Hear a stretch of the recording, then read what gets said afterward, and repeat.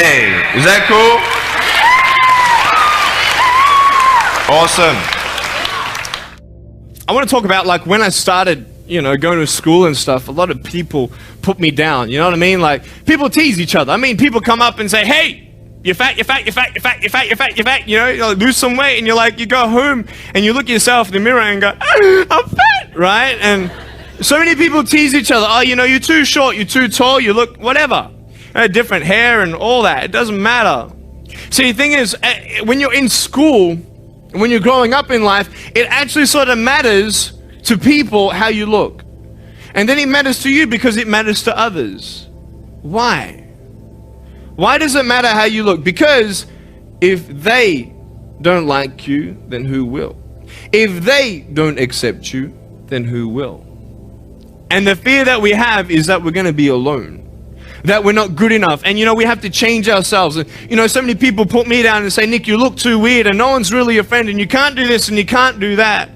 And I couldn't change anything. It's not like just fixing my hair one day and everything's fine. It's not like, just whatever. I couldn't change my circumstance. I couldn't just one day wake up and say, hey, give me arms and legs. I need arms and legs.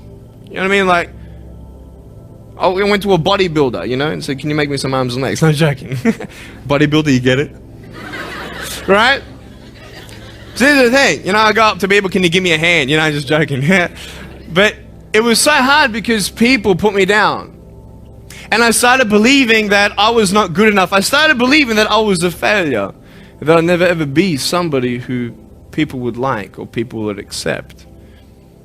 And it was so hard, man. I thought to myself, I can't go on the soccer field like everybody else, and I can't ride my bike, and I can't skateboard, and all these sort of things. And I started getting depressed.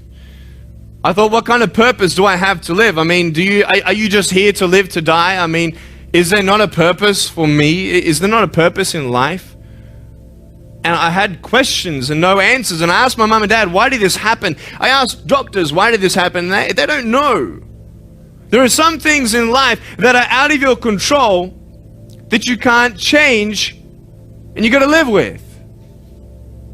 The choice that we have, though, is either to give up or keep on going. I want to ask you, what are you going to believe? Are you going to believe in yourself? Are you going to believe everybody else's judgment on you? Are you going to believe people when they say that you're a failure? Well, no one really likes you, no one really cares about you. And it's not really to say that, hey, you need someone to come up and say, hey, really, I like you, I care about you. No, it's not that, but it's the fact that people put you down. People don't even look you in the eye. People ask you how you are and you say fine, but you're not fine, and they'll never know that. I tell you, life is interesting. Life's a journey. See this phone here? Let's say that I want to go to the phone, right? And I start from over here. Now, to get to the phone, it's not like I'm going to start meditating and going hum, right? And float across the air, right? It's not going to work. It's not like I'm going to go hum and woo, it's not going to work. So I have to take one step at a time, one step at a time, one step at a time. You can only take one step at a time. I don't care how big your step is, it's only one step at a time. You can't do 2 steps in one. You understand?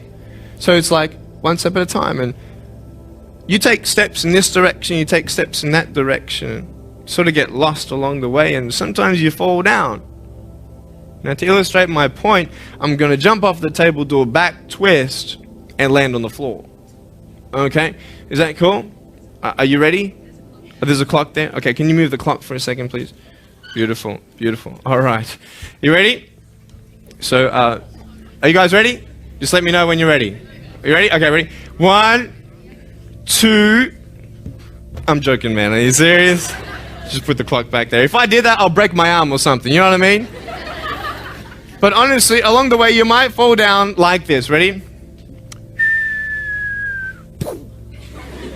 No? Hello! Right. So what do you do when you fall down? Get back up. Everybody knows to get back up, because if I start walking, I'm not going to get anywhere. But I tell you, there are some times in life where you fall down and you feel like you don't have the strength to get back up. You sort of put a mask on your face when you come to school, and pretend that everything's okay when it's not, and you go home and lay in your bed when no one's looking at you, when you don't have to impress anybody, and you're yourself. And fear comes in. You know the fear that you have as soon as you walk into the doors of your house. Maybe there's a broken home. Maybe you have doubt in your life.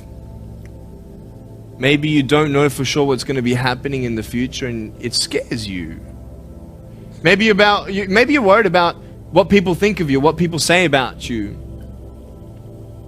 Just that fear paralyzes you. And I just want to ask you today, do you think you have hope? Because I tell you, I'm down here, face down, and I have no arms, no legs.